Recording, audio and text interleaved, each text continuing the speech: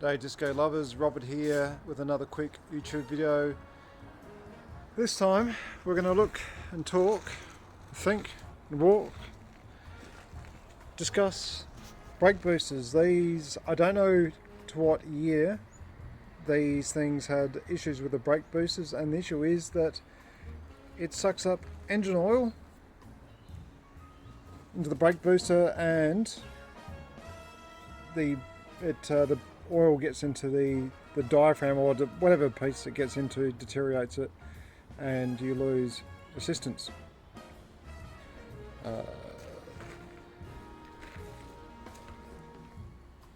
After, I don't know if I was still on the original, this was probably about 2 or 3 years back, when I replaced the first one. I don't recall having an oil in it, and then that replacement didn't even last 12 months, and sure enough that one had a heap of oil.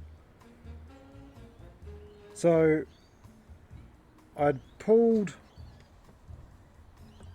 they're a slight pain in the butt to get out because you've got to take out all the plastics, unless, and this is what I did the second time round, I cut it with a reciprocating saw here and back here in situ to save a heap of time getting this out.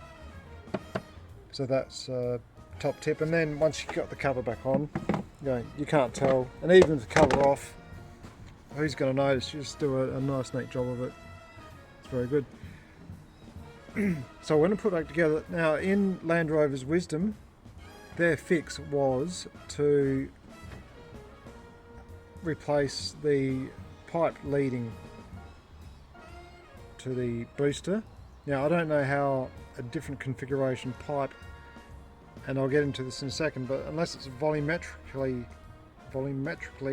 bigger than the brake booster, how that's going to make any conceivable difference.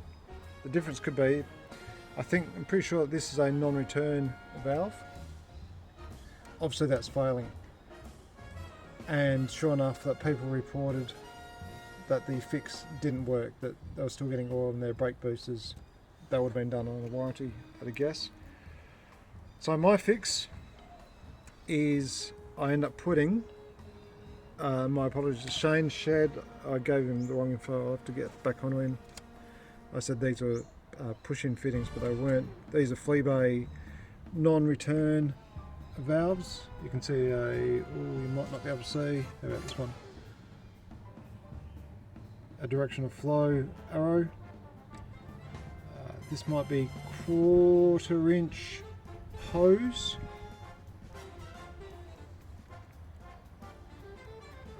So here's your quick release fitting. There's not a lot of vacuum here. You can see there's no hose clamps or anything else. These are just a neat push on fit. These come as a barb, fitting barb. So I've just pushed this hose onto the quick release fitting. That's one end. So this quick release fitting used to fit onto here. So just unplugged it and put this system in the line. I've got a catch can as well. The mount's not bad. It's a Fleabay catch can. Just a bit of 6mm bar there they've welded up. It's quite solid. Now ideally it does return around there at the bottom, and that's a bit of angle iron. It would have been nice, I guess, to support it from the top. I mean, if you're out in the bush all the time, this thing's always vibrating. Mind you, this is pretty solid. This is pretty damn good. No oil gets in here anyway, and that would be because of two reasons. Not one, but two non-return valves. Two is probably overkill, but I don't want to do this again. So there's two things I consciously did: non-return valves, catch can. But the third thing that happened, and most importantly, for some reason I missed that the new O-ring in the box with the brake booster.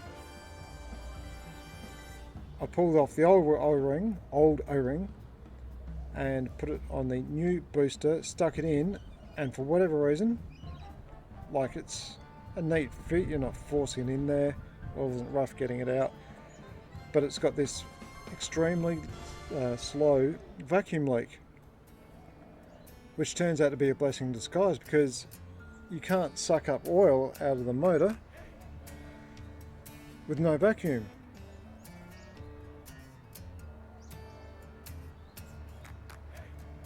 And pregnant pause for some thinking.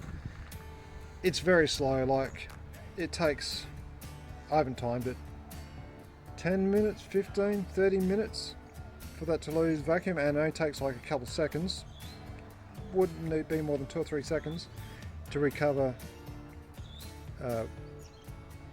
once the engine starts up. Now it should be noted that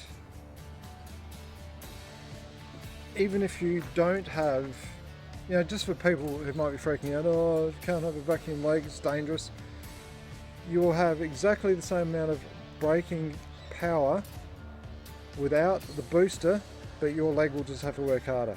If you lost your booster, it's there to simply assist.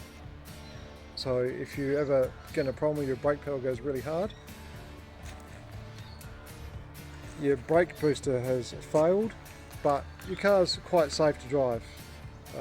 I guess I'll bring this up. My sister and brother-in-law, they had an issue once. We were out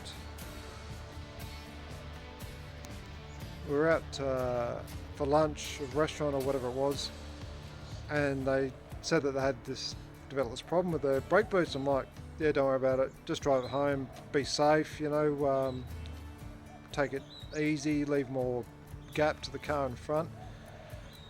And not being mechanically inclined and distrusting, it annoys me a bit. I gave them the right advice, but they didn't listen.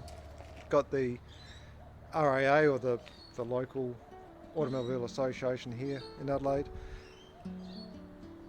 and he said, oh no, you better not drive it, and they ended up putting it on tow truck. And anyway, the 2 little kids, it took them, and they lived over an hour away, I think it was another 6 hours by the time they got home or something. How ridiculous. So brake booster, brake goes hard, it's okay to drive, you wouldn't make a habit of it. So there you go, there's the Discovery 3 brake booster oil issues. That's my fix.